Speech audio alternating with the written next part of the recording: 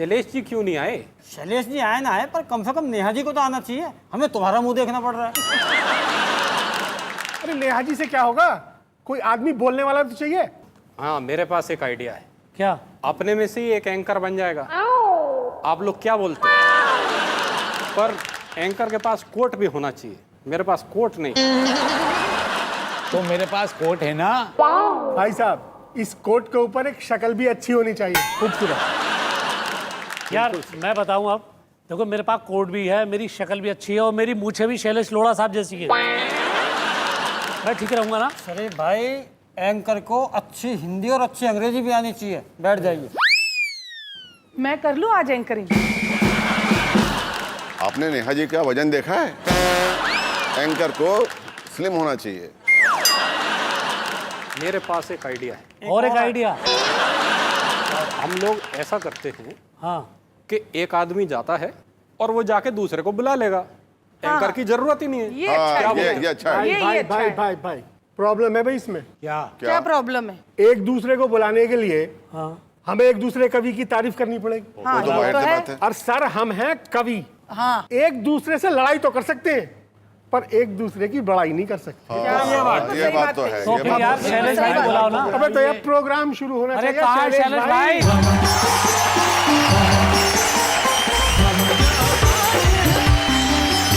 आज तो डरा ही दिया था सर आपने। बहुत बेचैनी से अरे सर इंतजार कर बिल्कुल रहे थे। बेकार हो गया था सारा कार्यक्रम मेरा आपके तो बिना। 5 किलो सबने कहा खून आपके बिना सूख कैसे गया होगा? इंतजार में। तो सूखने के पहले आप में खून था। तो मतलब आप बेसब्र हो रहे थे? बहुत ज्यादा सर, बहुत ज्यादा। आप मेरा इंतजार कर रहे थे, बेसब्र हो रहे थे, बेताब हो रहे थे। इतना तो झूठ मत बोलो। ऐसा ही सर। स्टूडियो में आने में लेट क्या हो गया? मैं बन जाता हूँ एंकर। हाँ? मेरे पास कोट भी है। तेरी मूछें शैलेश जैसी है। बोल भाई। है भैया, अपन समझदार है। अपन नेहा जी की जगह लेने वाली थी। नेहा जी जैसा बनने के लिए 6 महीने तक भूखा रहना पड़ेगा। शैलेश भाई, सबसे बड़ी बात आज आपके बारे में पता चली जी। कि जो देश में कोई कवि नहीं कर सकता, वो आप करते हैं। और आइए आप सब कवियों के लिए, जो इतनी खूबसूरती से एक दूसरे की बड़ाई न करने की कस्में खाए बैठे हैं, उनके लिए एक बार मिलकर कहते हैं वाह वाह क्या बात है।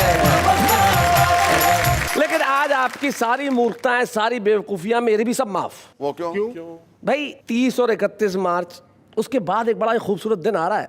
1 अप्रैल। हाय हाय हाय हाय हाय हाय। इस दिन पूरी दुनिया में लोग एक दूसरे को बनाते हैं। हमने कवियों को पूछा कि आपको कोई बनाता है? बोले जिसे खुदा ने बना दिया उसे किसी और के बनाने की जरूरत क्या है। तो चलिए एक मूर्खता मैं भी कर देता हूँ, बुला देता हूँ उन्हें जिनकी जगह संगीता सरल लेने वाली थी। आइए।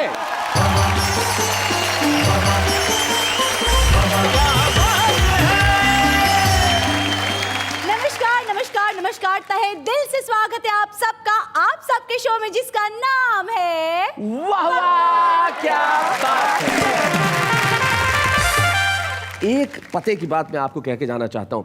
भले ही किसी को मूर्ख बनाओ ना बनाओ, लेकिन किसी को खुश करने के लिए खुद मूर्ख बन जाओ। दुनिया बहुत अच्छी लगेगी और फिर वो आपके लिए कहेंगे वाह वाह क्या बात है।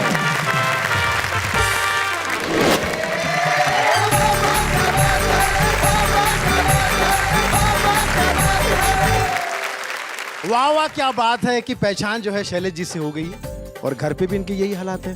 भाभी जी खाना बना के रखती है, जैसा भी खाना हो। वाह वाह क्या बात है। वाह वाह क्या बात है। भाभी जी कहती है और तू, हम और तुम चलते हैं होटल में खाने का करते हैं काम, इस खाने से लेते हैं पूर्ण विराम। अपने छक्के छुड़ा के बैठ गए जी। बुरी नजरें गड़ा के बैठ गए हाँ। और घूर कर एक ट्रक को देख लिया, मुंह को काला करा के बैठ गए। शरीफ भारती जी का तो बिल्कुल अंदाज ही निराला। मैंने इनसे पूछा आप बड़े टेंशन में लग रहे हो, कोई तकलीफ है? कहते हैं हाँ ब्लड प्रेशर है। मैंने कहा फैमिली में है? कहते हैं हाँ फैमिली में है। मैंने कहा किसकी साइड से, फादर की साइड से कि मदर की साइड से? जी। तो कहते हैं नहीं, वाइफ की साइड से। दिखने में जैसे अनाड़ी हो पर ऑफिस के पक्के खिलाड़ी हो, आपके हाथ में डोर है, मामला मेरा कमजोर है, अपनी कलम की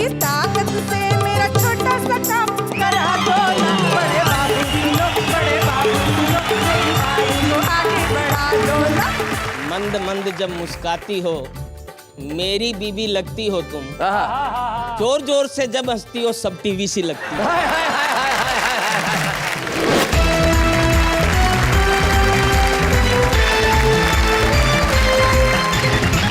तो भाई आइए मुलाकात करते हैं हमारे साथियों से। सबसे पहले मंच के इस कोने पे जो बैठे हैं, उत्तर प्रदेश के अंदर एक बहुत छोटा सा कस्बा है दनकौर, और उस दनकौर से दिल्ली आते हैं और अपनी गजलों से लोगों के दिलों में छा जाते हैं। और जब हास्य की बात करते हैं तब पवन दीक्षित पवन की तरह लोगों के दिलों में उतर जाते हैं। भाई पवन दीक्षित, स्वागत है आप। उनके बाद वो सज्जन बैठे हैं जिनके पास आइडियाज ही आइडियाज हैं। तो हरजीत सिंह तुक तुक, स्वागत है आपका। और उनके पास जो बैठी है, हमें बड़ी खुशी है कि वो वाह वाह क्या बात है का एक प्रोडक्ट है। ऐसे वाह वाह क्या बात है कि पहले एपिसोड में जो छुपे रुस्तम के तौर पे आई थी, और पहले ही एपिसोड में छुपे रुस्तम ने ऐसा धमाल किया कि फिर वो छुप ही नहीं रही। हमारे साथ है संगीता सर। चलिए उस और चलते हैं। चलिए उस और। अब आपको ये कहने की आवश्यकता नहीं होगी कि हम मूर्खता स्पेशल मना रहे हैं। तो आइए हम मिलते हैं उनसे जो सबसे पहले बड़ा यूनिक है, जो बैठे हुए हैं। कह रहे थे कि मेरा खून सूख गया, देखो तो। अरे बैठ जाओ। आप ज्यादा देर इसलिए खड़े मत रहिए कि विवादास्पद ढांचा कभी भी ढह सकता है। नारायण निडर मध्य प्रदेश में कस्बा खासरोद, वहां रहते हैं। क्या बात है नारायण जी। और नारायण निडर के पास है, वो भी एक बहुत छोटा सा कस्बा है, ठाकुर द्वारा गांव से हमारे बीच में आते हैं शरीफ भारती। शरीफ, तुम्हारा ओरिजिनल नाम तुम्हारे पिता ने क्या रखा था? सर मेरा नाम शरीफ अहमद खान था जी। और अहमद खान ज्यादा हो रहा था इसलिए भारती कर दिया। लेकिन शरीफ तुम्हारे वालिद साहब का दिया हुआ नाम है? जी सर, जी सर। क्या बात है, क्योंकि बच्चा जब पैदा होता है तब तो उसकी हरकतें पता नहीं होती। अगर कुछ दिनों की मोहलत मिल जाती तो तुम्हारा नाम ये नहीं होता। शरीफ भारती ठाकुर द्वारा से। उनके पास जो बैठे हैं ये कमाल के व्यक्ति हैं। हाँ, आपको कैसे पता? वो इतने उत्साहित हो रहे कि लग रहा है कि उनकी सांसें बटन तोड़ के बाहर आने वाली। इसे उत्साह नहीं, ऊदर कहते हैं। इस देश की नई पीढ़ी के व्यंग्यकारों में एक सबसे सशक्त नाम है वेद प्रकाश जी। वेद प्रकाश के बाद जो बैठे हैं उनका नाम राजेश राज है, और गोरखपुर से हमारे बीच में आते हैं और व्यंग की कविताएं करते हैं। हम स्वागत करते हैं राजेश राज जी। तो भाई बात चल रही है बेवकूफियों पे, मूर्खताओं पे। तुम ये इधर उधर क्या देख रहे हो, क्या महसूस कर रहे हो इधर उधर देख के वेद प्रकाश? शैलेश जी, आज मुझे स्वर्गीय ओम प्रकाश आदित्य जी याद आ रहे हैं बहुत। उनकी एक कविता याद आ रही है, इसलिए इधर उधर देख रहे हो। इधर भी गधे हैं, उधर भी गधे हैं, जिधर देखता हूँ गधे ही गधे। जब से कविता याद आ रही है, मैं इधर उधर ही देख रहा हूं। क्या बात है, बहुत अच्छे। तो आइए बात आगे बढ़ाते हैं, और गधे से मुझे अचानक शरीफ भारती की याद हुई, और मैं चाहता हूं कि महफिल की शुरुआत हो शरीफ भारती के रूप में। जोरदार तालियों से हम स्वागत करें शरीफ भारती।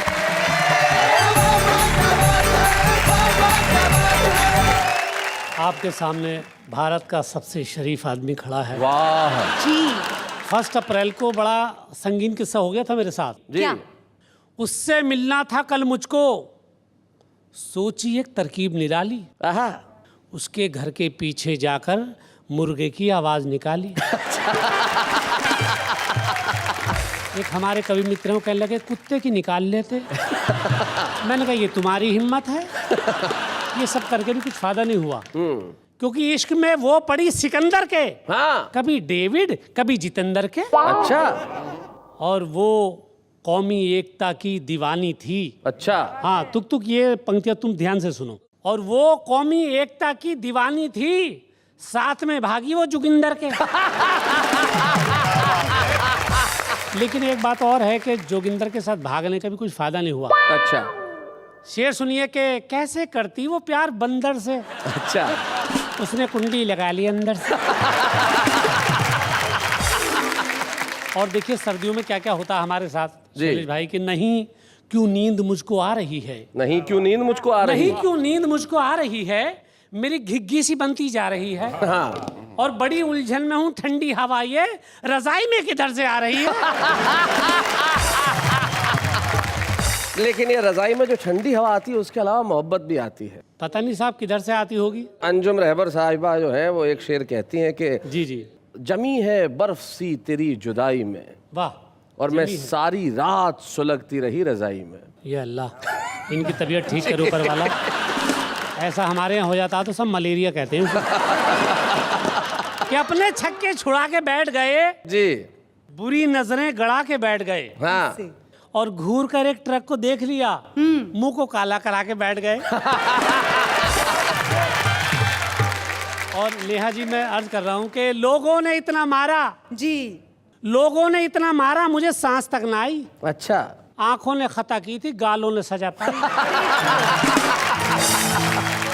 लेकिन होता यह है शैलेश भाई के लीची, केला, आलू बुखारे एक से हैं। हाँ दांत ना हो तो ये फल सारे एक से हैं। और माशूका को आशिक सारे एक से हैं। नन्हे कलवा राम दुलारे एक से है। एक सवाल मैं नेहा जी पूछना चाहता हूँ कि मुझको प्यार का अर्थ बता दे। बात खत्म हुई। बात खत्म हुई। फिर चाहे अम्मी को जगा दे। बात खत्म हुई। और तेरी गली में कुत्ते हैं, सन्नाटा है। ओह, मेरी भी तशरीफ पे उसने काटा है। तेरी गली में कुत्ते हैं, सन्नाटा है, मेरी भी तशरीफ पे उसने काटा है। मुझको इंजेक्शन लगवा दे। बात खत्म हुई। और जाने तू किस बात पे मुझसे रूठी है? देखो, जाने तू किस बात पे मुझसे रूठी है? तेरे ही चक्कर में जूती टूटी है। मुझको तू चप्पल दिलवा दे। बात खत्म हुई। बात खत्म हुई। और तेरे फोन की फ्लेक्सी कौन कराता है? हाँ। फोन लगाऊं नंबर बिजी बताता है। हाँ। मेरा मोबाइल लौटा दे। बात खत्म हुई। और कल अपने भैया को जीन्स दिलाई है जी, और आज फिर अपनी मम्मी के लिए सूट लाई है। मेरा एटीएम लौटा दे। बात खत्म हुई।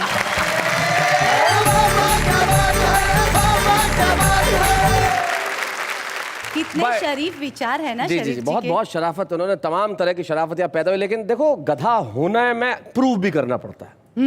मैं प्रूव कर रहा हूँ। कैसे? ये आप जानते हैं, अभिनेत्री हैं और तारक मेहता में अंजलि तारक मेहता बनी है जी। और अंजलि तारक मेहता, आप इनके नामाक्षर जो प्रथमाक्षर है वो देखिए, अंजलि तारक मेहता। मैं मूर्ख हूं, इस बात का बोर्ड गले में टांग रहा हूं और एटीएम से एटीएम मांग रहा हूं। तो आइए अब हम महफिल को आगे बढ़ाते हैं और बुलाते हैं। किसे बुलाएं, किसे बुलाएं, किसे? इन्हें। किन्हें मतलब? अच्छा, इन्हें क्यों? जब टीचर ने क्वेश्चन पूछा तो जिस फर्स्ट स्टूडेंट ने हाथ ऊंचा किया उसको आंसर करने का फर्स्ट मौका दिया जाएगा। देखा, टीचर जी हैं हमारी। आ जाओ भाई सरदार जी।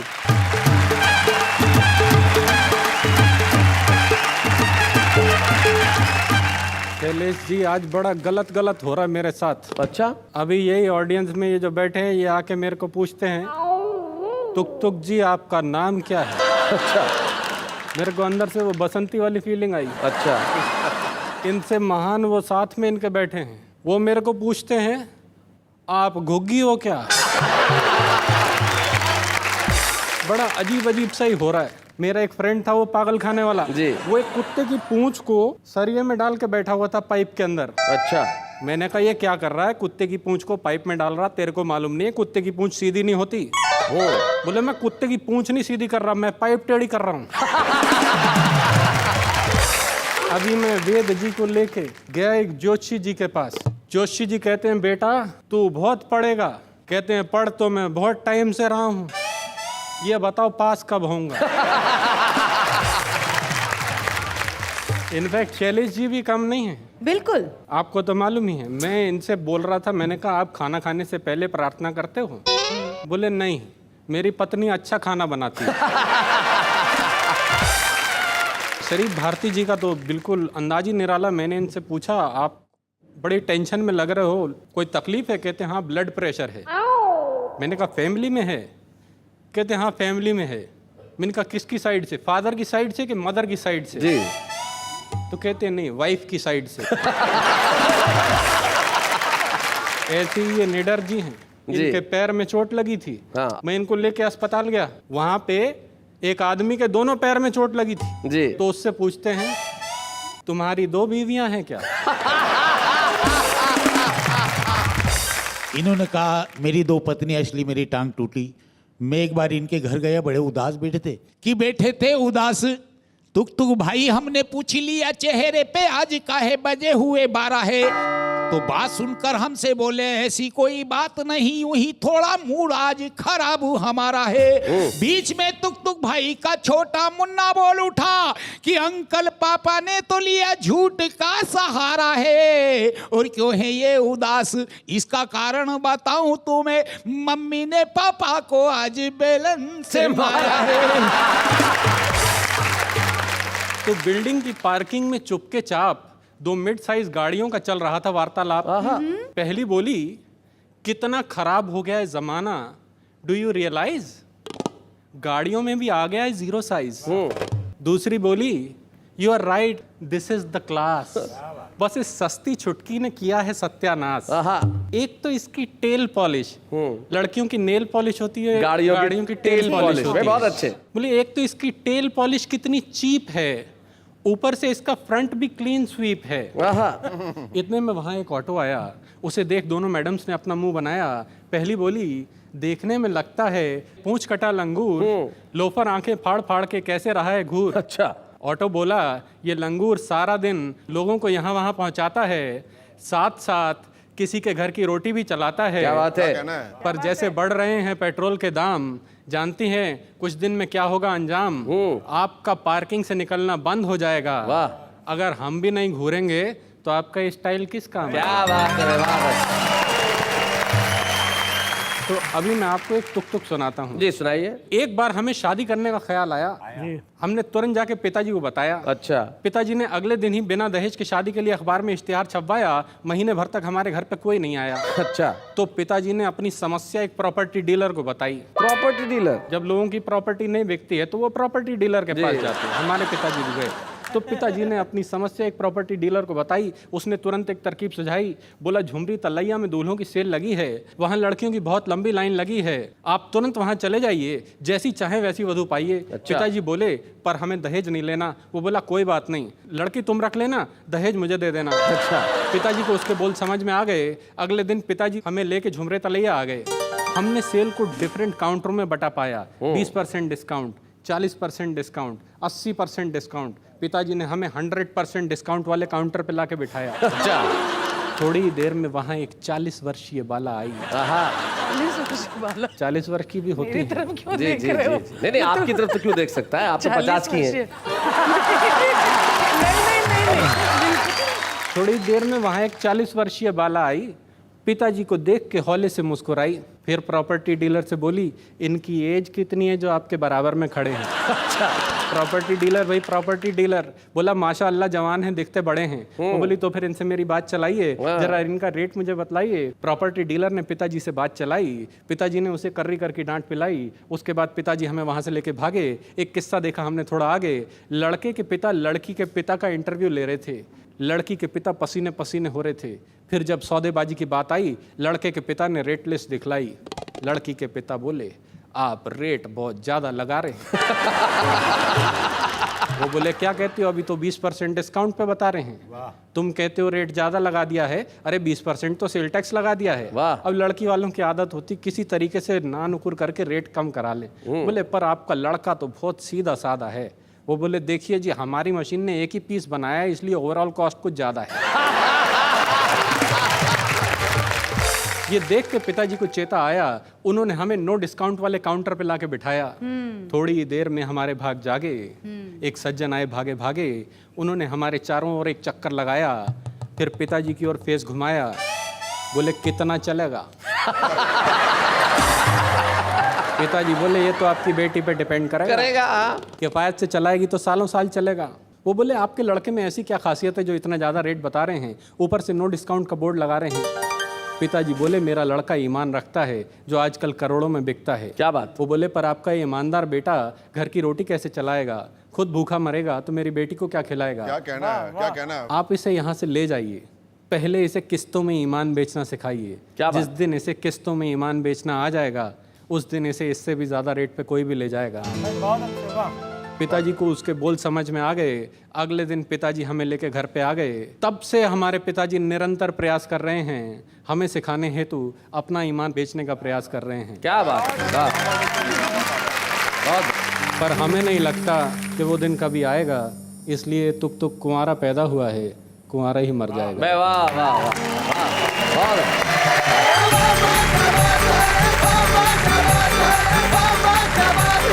भाई तुक तुक जी ने कमाल की कविता सुनाई, और एक जो इनकी कविता की पंक्ति थी कि लड़की का बाप इन्हें देख के बोला कितना चलेगा, ये बड़ी कमाल की बात थी। मुझे एक बहुत पुरानी घटना याद आ गई। बहुत से एडवांस जो कंट्रीज हैं, जो विकसित देश हैं, उनमें इलेक्ट्रॉनिक्स की चीज यूज करते हैं तो लोग ठीक नहीं कराते, फेंक देते हैं। हाँ। फोन आया फेंक दिया, कैलकुलेटर आया फेंक दिया, कंप्यूटर आया फेंक दिया। तो जापान में ऐसा अक्सर होता है। तो जापान की 2 महिलाएं भारत घूमने आई, तो घूम रही थी दिल्ली में, और ये जो हमारे वेद प्रकाश जी हैं, ये दूसरी मंजिल पे रहते हैं। तो अचानक ये कोई जाला वाला साफ कर रहे थे कि गिर पड़े, नीचे था कचरे का डब्बा, सीधा उसमें जाके। तो जापानी महिला दूसरी महिला से कहने लगी, हिंदुस्तानी बीवियां भी कितनी फिजूल खर्च है, इससे देख के लगता है 2-4 साल और चल सकता था। क्योंकि महिलाएं भाई फिजूल खर्च होती हैं, भाई होती हैं, उन्हें थोड़ा सा एक्स्ट्रा खर्च करना ही पड़ता है अपने मेकअप के लिए, अपने गहनों के लिए। हाँ, वो मेंटेनेंस चार्ज लगता है। जी जी, और पुरुष तो मेंटेनेंस फ्री है। तो आइए हम बुलाते हैं उन्हें जिनके, जैसा इन्होंने बताया, मेंटेनेंस में कुछ खर्च लगता है। अब वो मेकअप के लिए कितना सामान खरीदती है, क्या क्या करती है, वो ये बता सकती है। हमारे पहले एपिसोड की छुपा रुस्तम, संगीता शरद।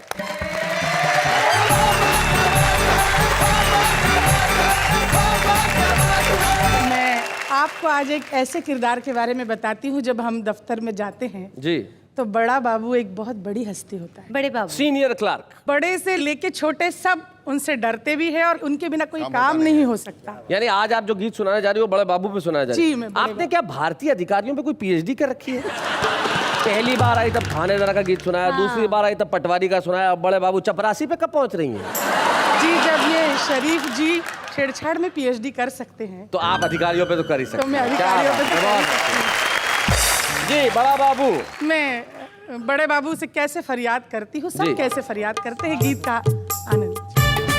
बड़ा बाबू सुनो, बड़ा बाबू सुनो, मेरी फाइल को आगे बढ़ा दो ना। बड़े बाबू सुनो, बड़े बाबू सुनो, मेरी फाइल को आगे बढ़ा दो ना।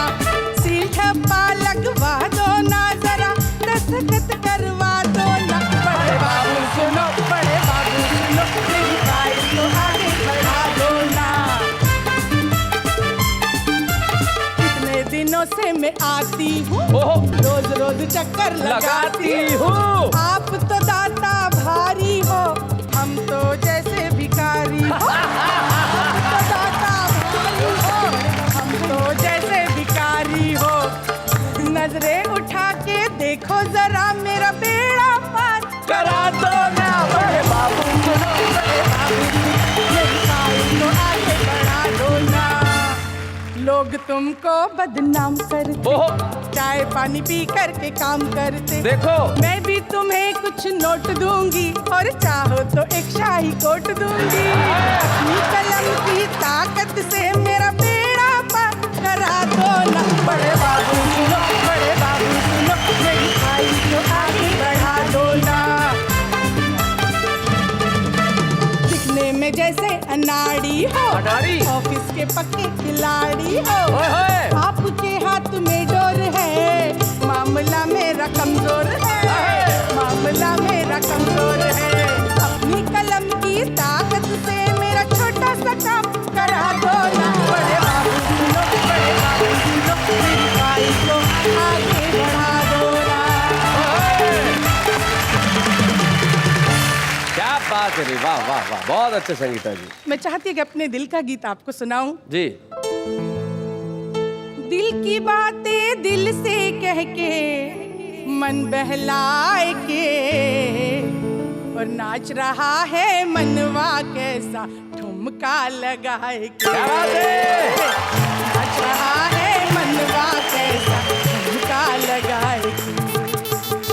काले काले बादल आए, दिल की धड़कन बढ़ती जाए। जब सजन जी मुझे बुलाए, जान मेरी सूखती जाए। मुंह से कुछ भी कहा न जाए, अब समझाए के। नाच रहा है मनवा कैसा ठुमका लगाए के। दिल की वादी महकती जाए, मन की चिड़िया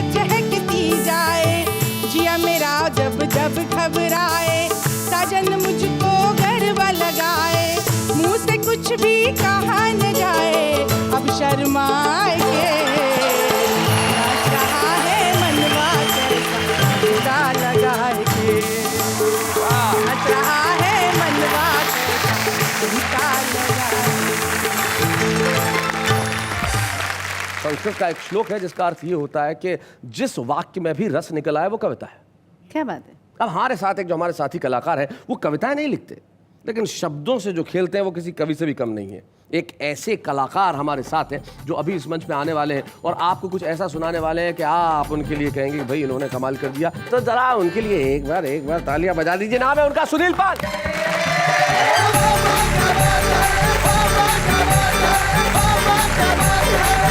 धन्यवाद, थैंक यू वेरी मच। फिर एक बार शैलेश जी, आपने मुझे इस कार्यक्रम में बुलाया, इस पॉपुलर कार्यक्रम में बुलाया जी, और उसमें भी मूर्खता स्पेशल में। मूर्खता स्पेशल में मुझे आपने ब्रांड एम्बेसडर बनाया, इस बात का धन्यवाद करना चाहूँगा। वाह वाह, क्या बात है कि पहचान जो है शैलेश जी से हो गई है। शैलेश जी को लोग नाम से कम और वाह वाह क्या बात है से ज़्यादा जानते हैं। और घर पे भी इनके यही हालात है। भाभी जी खाना बना के रखती है, जैसा भी खाना हो। वाह वाह क्या बात है, वाह वाह क्या बात है। तो भाभी जी कहती है और तू, हम और तुम चलते हैं होटल में खाने का करते हैं काम, इस खाने से लेते हैं पूर्ण विराम। तो वैसे शैलेश जी के बारे में क्या कहूँ, बहुत बड़े एंकर हैं, बहुत अच्छे इंसान हैं, विद्वान हैं, टैलेंटेड हैं, हैंडसम हैं, ऐसा इनका खुद का मानना है। और नेहा जी के बारे में क्या कहूँ, एक लैंग्वेज है तो दूसरे बॉडी लैंग्वेज। नेहा जी का नाम मुझे लगता है कि भगवान ने सोच समझ के रखा है जी। ये आपके बाजू में खड़ी होकर सिर्फ नहीं और हाँ ही बोलती है। और कभी कभी तो मुझे लगता है कि ट्रांसलेट करके बताती है। शैलेश जी अगर बोलते हैं कि हमारे साथ में एक कवि आए, ये कविता पढ़ेंगे, अब आपके सामने ये हास्य की बात करेंगे, अल्प विराम।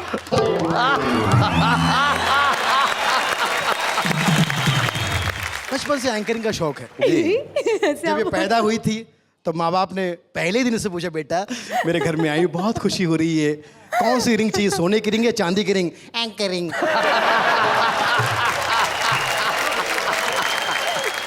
तो ये हमारे लीडर जी जो है, मैंने कहा मैं बहुत मोटा हो रहा हूँ यार, आप बहुत स्लिम हो, तो क्या डाइटिंग पे हो? बोले नहीं, 20 साल से राइटिंग पे। आपको विश्वास नहीं होता होगा मेरा शरीर देख के, जी, जी। लेकिन विश्वास करना पड़ेगा। पहले अपनी निडरता से मैं परिचित तुम्हें कराता हूँ, ना रोक सके मुझको आंधी तूफानों से टकराता हूँ। चाहे दुश्मन कितने ही हो मैं सबको धूल चटाता हूँ, और कितनी ही सर्द और रात भले मैं अंगारों सा जलता हूँ, और कलम उठाने वाले हाथों को रोज खून से रंगता हूँ। कितनी ही हत्याएं करके मैं वक्त गुजारा करता हूँ, हर रोज रात को बिस्तर पे मैं खटमल मारा करता हूँ।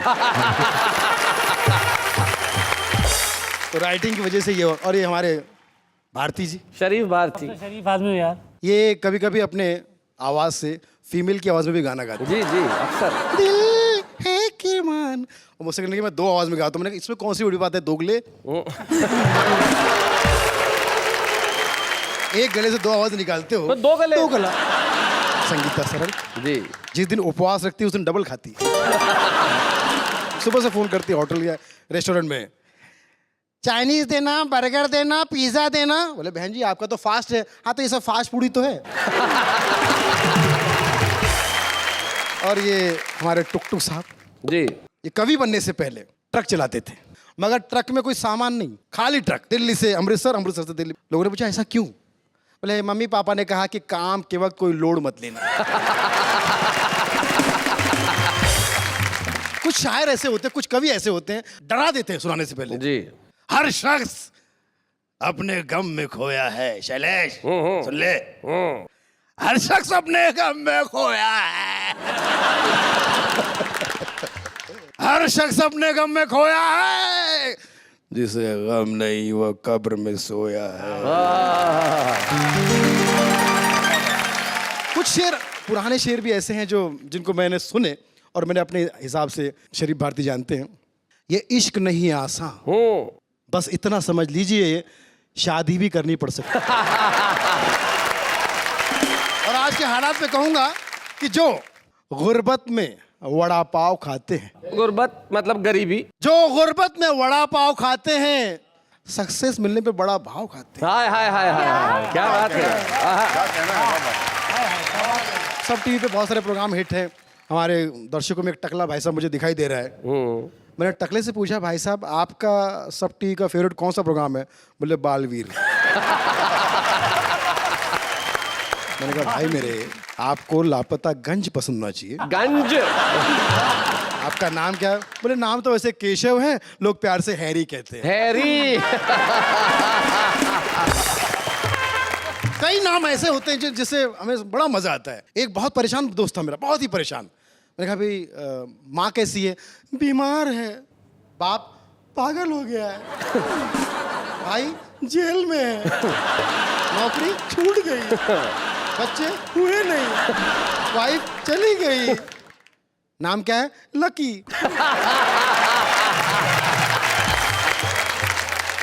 अभी मुझे याद है एक लेखिका ने अपना स्वयंवर रचा लिया। बहुत बड़े बड़े लेखक उसमें हिस्सा लेने आए। बहन जी ने सबको निगलेक्ट किया और एक मेरे जैसे गुड लुकिंग को, हाय हाय, खूबसूरत को पसंद किया। लोगों ने कहा हम तो इतने बड़े राइटर है, ये तो स्ट्रगलर लगता है, इसको क्यों पसंद किया? भले मैं लेखिका हूं, मुझे राइटर की नहीं, मुझे पाठक की जरूरत है। तेरा नाम क्या है? संजय पाठक। तो भक्तजनों, जब यहाँ आ ही गया हूँ, क्योंकि वाह वाह क्या बात है कि महफिल है, तो कविता पढ़ना तो अब जरूरी है नहीं, मजबूरी है। कविता का शीर्षक लोगों ने कहा कविता तो प्रस्तुत करो। कविता हमारी साली का नाम है, उसे प्रस्तुत नहीं कर सकता। पिछले साल ही उसकी शादी हो गई।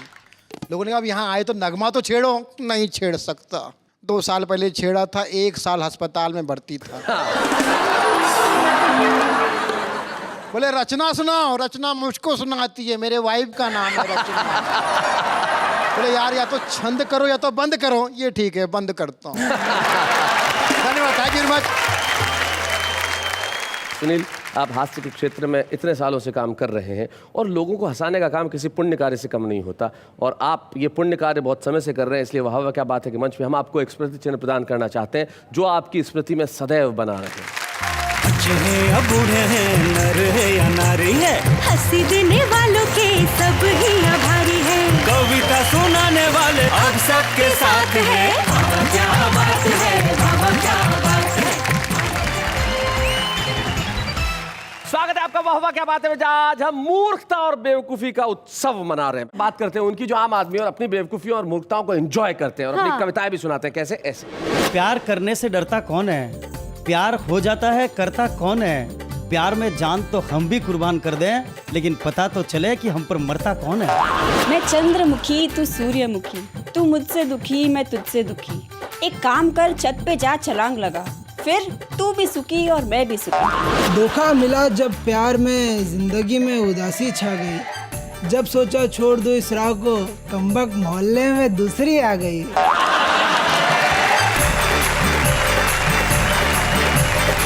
तो भाई ये तो देश के आम व्यक्ति हैं जो अपनी कविताएं अपने अलग अंदाज से लिखते हैं, अपनी अपनी जगहों पे बैठे हुए हैं, और अब कैमरे पे आ गए तो छुपे रुस्तम भी नहीं रहे। ये भी इसी जीवन में आगे बढ़ेंगे, कविताएं लिखेंगे और सुनाएंगे। लेकिन जो हमारे छुपे रुस्तम होते हैं वो बड़ा कमाल के होते हैं साहब। और हमारे आज के छुपे रुस्तम तो ऐसे हैं जो बाकायदा ज्योतिष हैं, पंडित जी हैं। जवान नहीं है, 53 वर्ष की उम्र है उनकी। अब उन्होंने महसूस किया कि भाई अब मैं छुपा रुस्तम हूं, तो अब जनता के सामने मुझे आना चाहिए। तो आज के हमारे छुपे रुस्तम है रोहिणी, नई दिल्ली के पंडित नमन।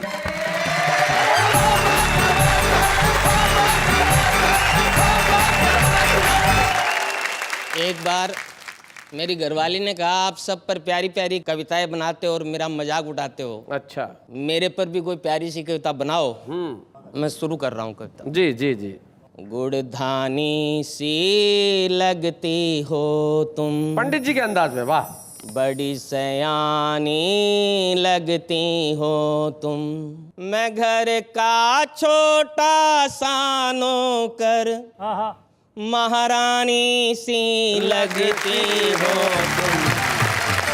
मृग नैनी से नैन तुम्हारे, जुल्फों की तो छठा सुहानी, फिल्म हीरोइन सी लगती हो और चुनरिया धानी धानी, अंग अंग में रस सा टप के बरखा रानी लगती हो तुम, मंद मंद जब मुस्काती हो मेरी बीबी लगती हो तुम, जोर जोर से जब हंसती हो सब टीवी सी लगती हो,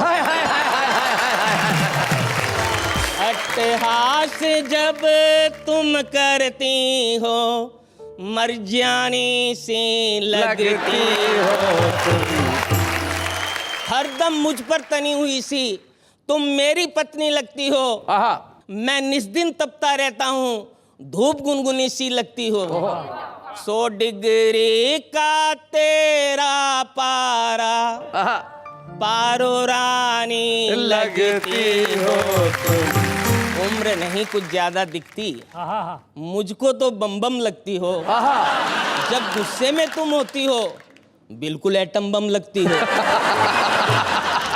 जब करती हो झगड़ा मुझसे कट खानी सी लगती हो, गोरी में छोरी सी लगती, छोरी में गोरी लगती हो, रेशम की डोरी सी लगती, मखमल की बोरी लगती हो, मखमल की बोरी लगती हो, मैं तेरा पागल सा प्रेमी पटरानी सी लगती हो, क्या बात है, मैं गुमसुम सा तुम गुमसुम सी, मैं चंदन सा तुम कुमकुम सी, तुम दिल में रखो ना रखो दिलवर जानी लगती हो तुम। देखिए इसे कहते हैं व्यवसाय का जीवन में हर जगह प्रयोग करना। पंडित जी सबसे बड़ी चीज है आपने अपने पत्नी की तारीफ में भी व्यवसाय को नहीं भूला, और पद जैसे गाते हैं वैसा गाया, हाँ क्या आराध्य है, लेकिन जिस तरीके से कहा उस तरीके की हम प्रशंसा करते हैं, और हम आपको आज एक छुपे रुस्तम के तौर पे यहाँ पे एक स्मृति चिन्ह देना चाहते हैं। बच्चे हैं या बूढ़े हैं, नर है या नारी है, हंसी देने वालों के सब ही आभारी है, कविता सुनाने वाले अब सबके साथ है, क्या बात है। ये मूर्खता और ये बेवकूफी हंसने की यूं ही जारी रहेगी कल, क्योंकि जो मेगा एपिसोड है जो हम मना रहे हैं मूर्खता स्पेशल, ये कल भी जारी रहेगा। हमारे तमाम मित्र यानी कि ये सारे लोग जो इस वक्त यहाँ बैठे हैं आपके इंतजार में कल भी यहाँ रहेंगे, और जैसे ही आप आएंगे हम शुरू कर देंगे हमारी मूर्खताएं, और तब घर बैठ के कहिएगा वाह वाह क्या बात है।